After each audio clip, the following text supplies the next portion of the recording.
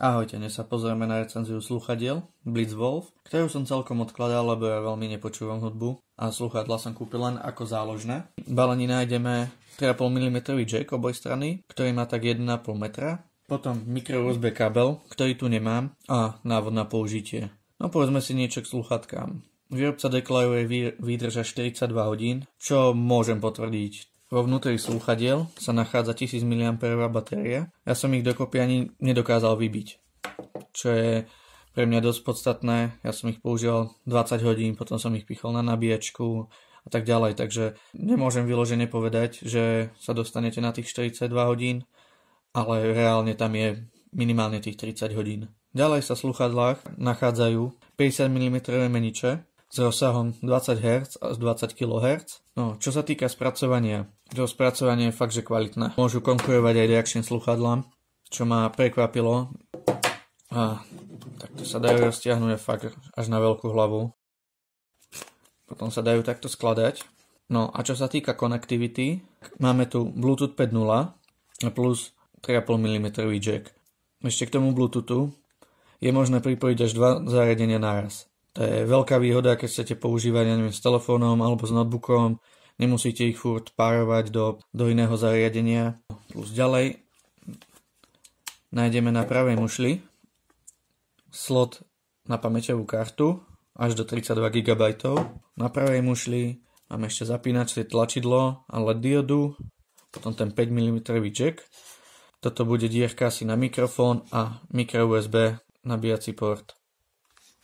No, tam tu máme plus, minus, preskakovanie pesničiek a v strede je dotyková položka.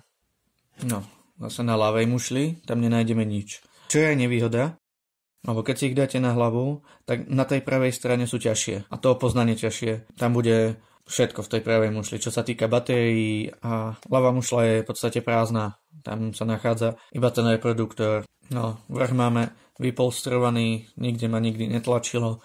Ja by som tieto náušníky zobral si o trochu väčšie, nech sa do nich celé ucho vôjde, ale väčšine ľuďom sa asi aj tak vôjde do nich celé ucho. Ale aj tak netlačilo, lebo je to poriadny kus peny. No, čo sa týka zvuku, za mňa bol ten zvuk trocha plochý. Ja by som mu vítal trocha basovejší ten zvuk, ale to je asi na každého preferenciách. Nemôžem povedať, že by tam neboli tie basy, ale na mňa boli slabé. Ja by som si prijal fakt o niečo silnejšie tie basy. Ale inakšie tie slúchadlá za tú cenu sú asi bezkonkurenčné. Čo sa týka výdrže, spracovania, to spracovanie je fakt, že na dobrej úrovni. No a ja som mal ešte jeden taký malý problém pri pridávaní a uberaní hlasitosti.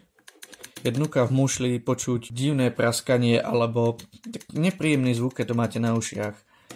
Takže to bude asi len môjim kusom, by som povedal, ale skúsim vám to ukázať. A to je dnuka počuť mušli, no a je to dosť nepríjemné. No, ďakujem vám za sledovanie, nezabudnite dať odber. No a toto bol skôr len taký rýchly pohľad na Blitzwolf slúchadlá ako nejaká recenzia. Recenziu budeme robiť len na veci, do ktorých sa aspoň ako tak vyznám. Do slúchadiel sa nevyznám až tak, takže ďakujem za sledovanie.